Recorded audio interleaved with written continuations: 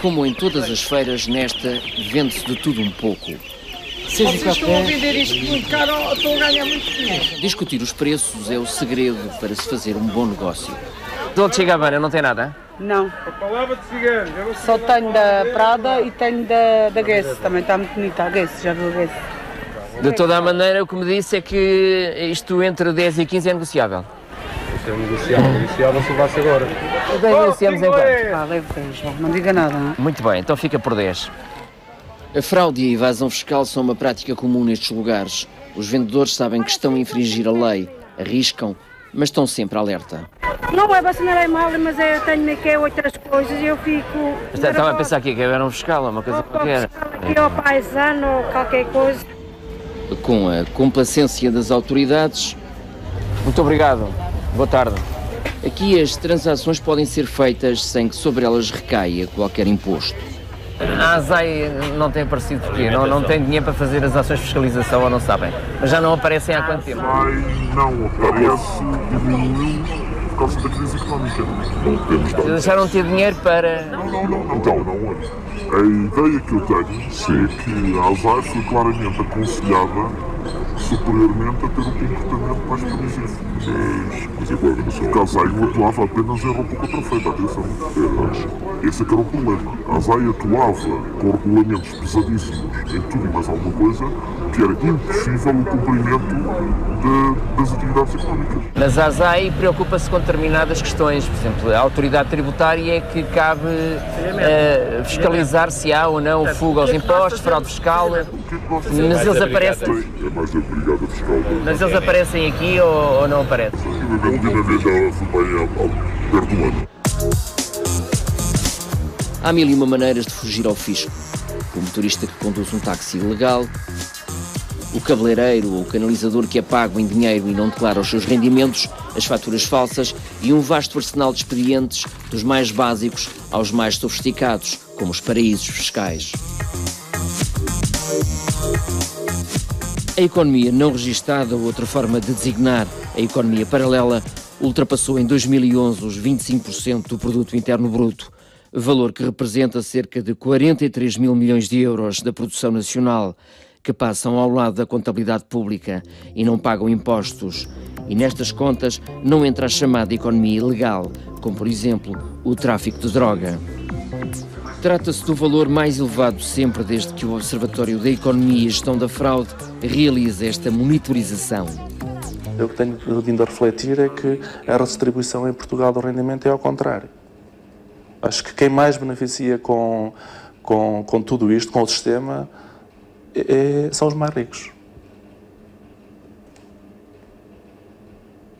E dá-se umas molas aos pobres para os calar. Pode-me elucidar isso melhor? Não sei, eu acho que não é... há muita gente que, repara, estes 43.388 milhões de euros que passam à margem, que não pagam impostos, eles foram parar às mãos de alguém, não é? Foram parar às mãos de quem? Às mãos de uma empregada de limpeza? Ou de muitas empregadas de limpeza? Não me acredito.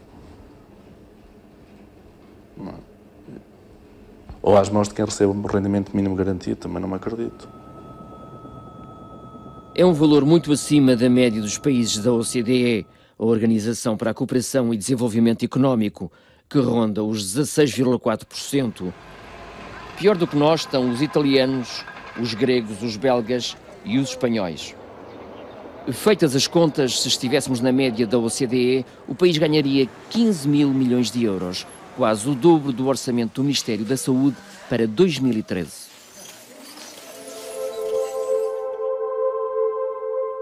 Mas neste universo da economia paralela, que afeta drasticamente o nível de vida dos portugueses, importa perceber qual das realidades mais contribui para o desvio de 1/4 da riqueza nacional, se a economia subterrânea, da fraude, do branqueamento de capitais e outros esquemas usados por empresas de grande dimensão na fronteira da legalidade, se a economia informal dos pescados, dos mecânicos e dos cabeleireiros que eludem o fisco. Em praticamente todos os debates em que nós temos participado à volta destas questões, vêm sempre buscar o problema, por exemplo, das refeições sem fatura, a questão da bica, etc, etc. Obviamente que isso tem um peso, sem dúvida nenhuma. Nós não a calculamos exatamente, mas tem um peso e seria bom que todos estivéssemos numa situação em que pudéssemos dizer que esse tipo de economia subterrânea não existe. Agora, isso comparado com, por exemplo, a fraude carrossel, que é uma fraude que envolve empresas de vários países da Europa, no sentido de, em vez de pagar IVA, receber IVA. E em que mete empresas fantasma no meio desse processo. É muito mais importante. A situação económica... Também o fiscalista Tiago Caiado Guerreiro é da opinião que os efeitos mais devastadores para a economia são os que resultam do chamado crime de colarinho branco. Mais do que não emitir faturas, é emitir faturas falsas, que é o grande problema. Aí as pessoas vão conseguir, emitindo faturas falsas, ir ao Estado a receberem o dinheiro do IVA. Indevidamente? Indevidamente, porque são falsas. Ora, isso representa centenas de milhões ou milhares de milhões de euros e é um dos piores fenómenos na União Europeia. E isso é que, por exemplo, devia ter que ser combatido e não uma pessoa, porque não consegue pagar a retenção na fonte de IRS do trabalhador, porque não consegue receber da pessoa a quem vendeu, apanhar com pena de prisão até 5 anos, porque não entregou o IVA a horas. Para o fiscalista, o problema está em o Estado ser fraco com os fortes, os poderosos, e forte com os fracos, criando um clima de impunidade. Seja ou não assim, o certo é que os múltiplos casos e escândalos que fazem regularmente as manchetes das primeiras páginas dos jornais alimentam essa percepção junto do público. Esta insuspeita loja de medalhas, aqui na Baixa Lisboeta, tornou-se de um dia para o outro conhecida da maioria dos portugueses, pelas piores razões. Chamaram-lhe Operação Monte Branco e reunia todos os ingredientes para um thriller no meio da alta finança, em que os arguidos eram nem mais nem menos que 2 banqueiros suíços e um empresário português, Francisco Canas, de 71 anos, conhecido por Zé das Medalhas. Em causa estava, segundo o Ministério Público, um esquema de fraude fiscal e branqueamento de capitais que envolveria figuras de topo do Banco Espírito Santo e de mais 2 bancos portugueses. Francisco Canas recebia malas carregadas de dinheiro que voariam para uma conta do BPN em Cabo Verde e podiam seguir para outras contas no estrangeiro ou regressar a Lisboa, sendo mais tarde entregues aos clientes, ficando Canas com 1% de comissão. Em causa estava muito, mas mesmo muito dinheiro, como já tinha acontecido com o escândalo do BPN, com o BPP e a Operação Furacão, em que estiveram envolvidos 450 arguidos e em que foram recuperados para os cofres do Estado 120 milhões de euros. BCP, BPN, BES e Finibanco eram, quando o processo começou em 2005, suspeitos do crime de fraude fiscal, branqueamento de capitais e outros ilícitos. Visadas foram também empresas de diversos ramos de atividade. No caso da Operação Furacão, o 6 às 9 apurou que houve bancos que aconselharam clientes com muito dinheiro a transferi-lo para paraísos fiscais, uma vez que, dessa forma, ficavam livres de pagar quaisquer impostos. Para nos ajudar a compreender as particularidades destes processos de especial complexidade, procuramos o bastonário da Ordem dos Técnicos Oficiais de Contas. Quando há dívidas ao Fisco e à Segurança Social, o nome das empresas, das pessoas, aparecem numa lista negra. Como é que explica que quem está envolvido em casos como uma Operação Furacão, passados, que são aquelas questões relacionadas com o sigilo da investigação e tudo mais, essas pessoas não tenham igualmente o seu nome numa lista negra? Não tem o nome na lista negra e muitos deles deveriam estar na prisão.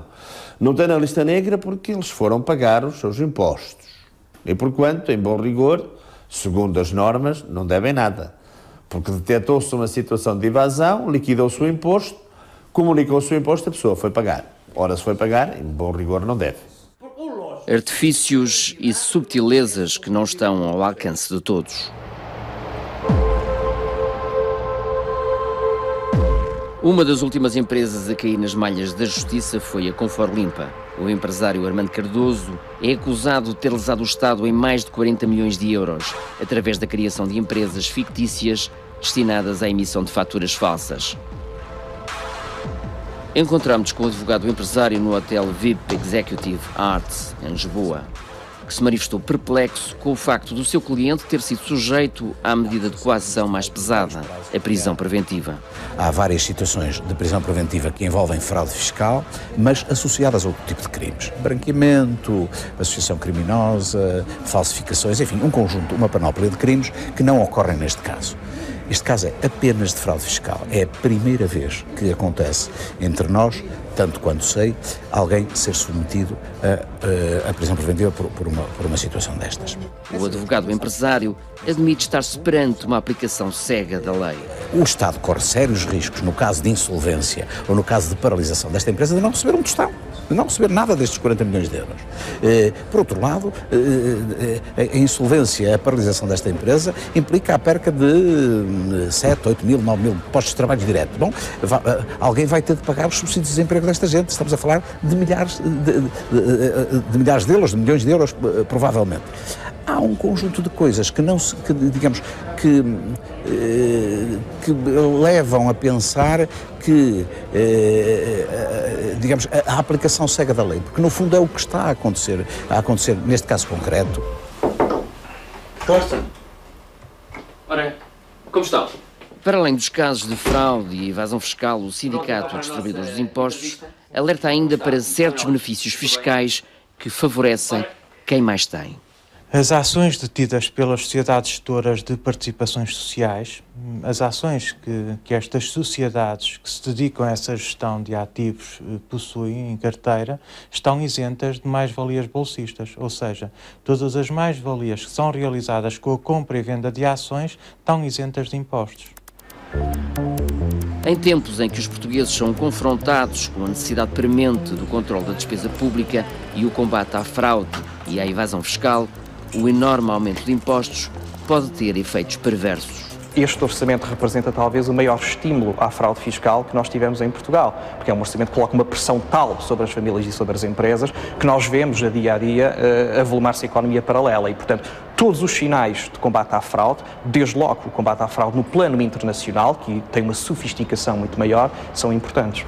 Como seria natural e desejável, gostaríamos de saber se o Sr. Diretor-Geral da Autoridade Tributária e Aduaneira tem uma opinião diferente, mas foi-nos comunicado que nesta altura não era possível.